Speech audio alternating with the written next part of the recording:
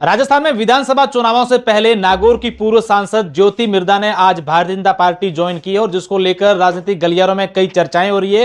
ये भी बातें सामने आ रही हैं कि इस कदम से आने वाले चुनाव में कांग्रेस को नुकसान होगा। हमारे साथ पंजाब प्रभारी और सीडब्ल्यूसी के मेंबर हरीश चौधरी जी हैं।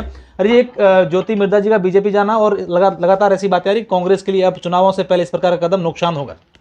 ज्योति मिर्धा जी की भारतीय जनता पार्टी में जाने से कांग्रेस पार्टी को कोई नुकसान नहीं होगा।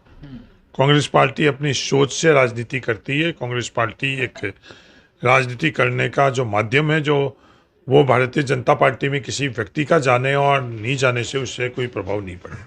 सर, आप पार्टी के आलाकमान से आपकी लगातार बात होती रहती है ज्योति मिर्धा से, ऐसी क्या बात हो गई जो अगर अचानक से वो बीजेपी में चले गए?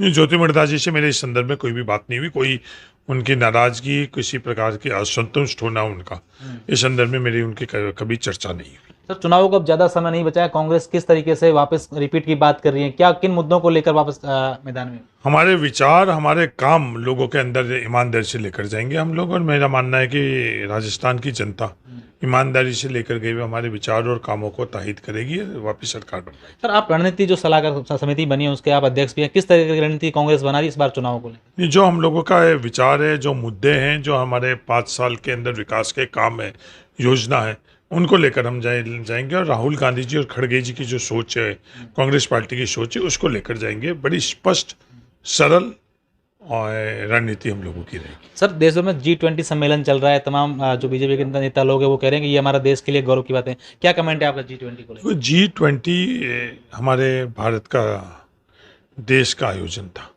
सबसे पहली बात तो ये रोटेशन से होता है, ये किसी का अचीवमेंट नहीं है। जो ब्राज़ील को अभी हम लोगों ने सौंपा था, भाई रोटेशन है। किसी सरकार को, देश को भाई रोटेशन से कोई चीज़ मिलती है, तो हमारे सब देशवासियों का कर्तव्य बनता है कि हम उसके साथ इस आयोजन में करें।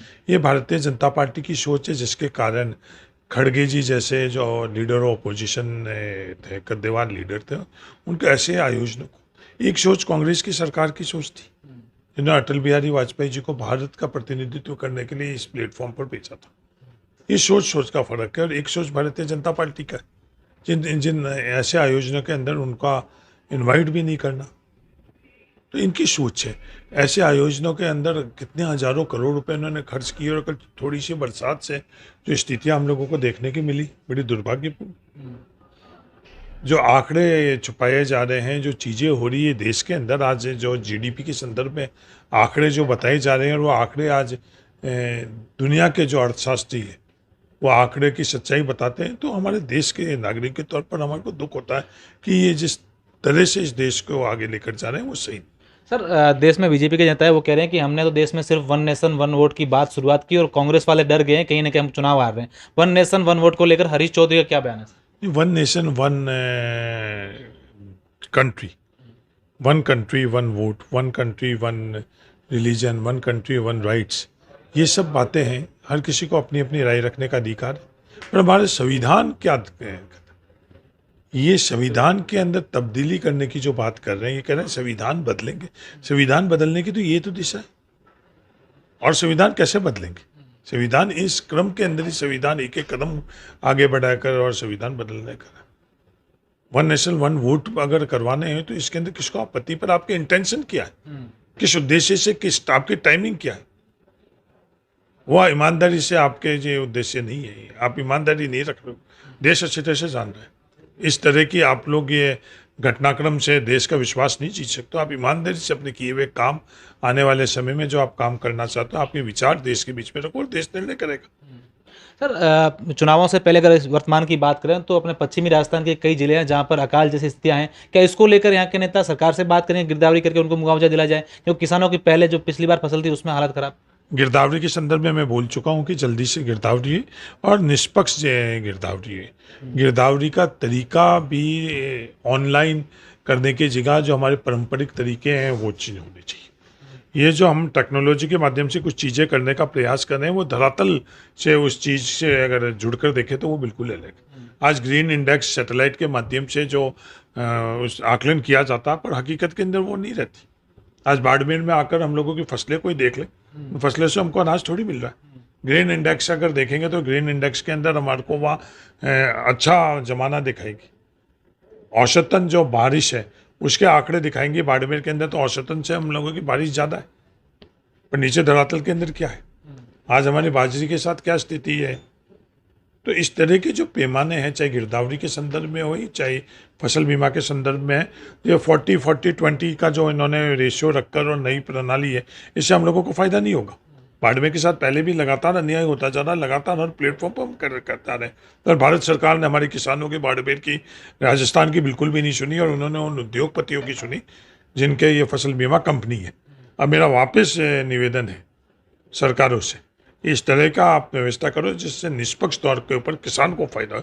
ये योजनाएं है किसके लिए, गिरदावरी किसके लिए की जाती है कि किसान को फायदा मिले, फसल बीमा किस लिए किया जाए, किसान को फायदा मिला। इसमें किसान को फायदा नहीं मिलकर और किसी और तरह की हमारी सोच है तो बिल्कुल अलग है। आज मोबाइल की कनेक्टिविटी, कई पंचायत हेडक्वार्टर के ऊपर मोबाइल की कनेक्टिविटी नहीं है। जयपुर और दिल्ली में बैठने वाले लोगों को नहीं पता है क्या? अगर पता नहीं है तो मैं बताना चाहता हूँ, आज कई ढाणियों के अंदर मोबाइल की कनेक्टिविटी नहीं है। रेंज की क्या स्थिति है, आज हमारे पास नीचे इतने पटवारी है कि वो खेत पर जाकर और ये वहाँ बैठकर फीड कर सके, नहीं है।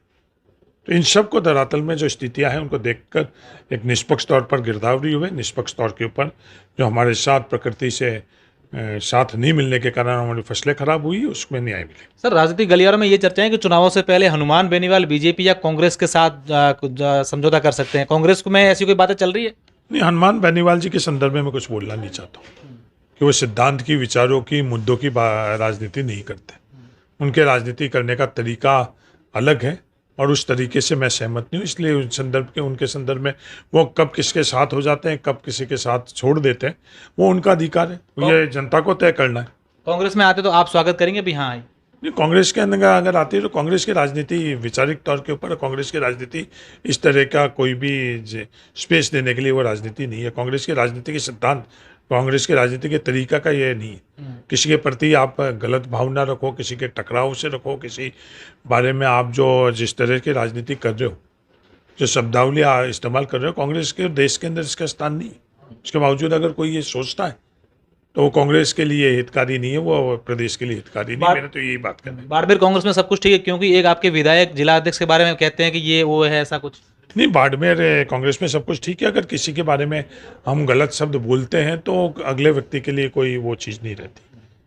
कोई विधायक बोलता है, आज आप जिन विधायक के बारे में बात करूँ वो सीनियर है, मैं उनके बारे में कोई उनको सलाह दूँ ये भी ठीक चीज़ नहीं है। पर शब्दों का इस्तेमाल, क्या जिलाध्यक्ष बनाया किसने?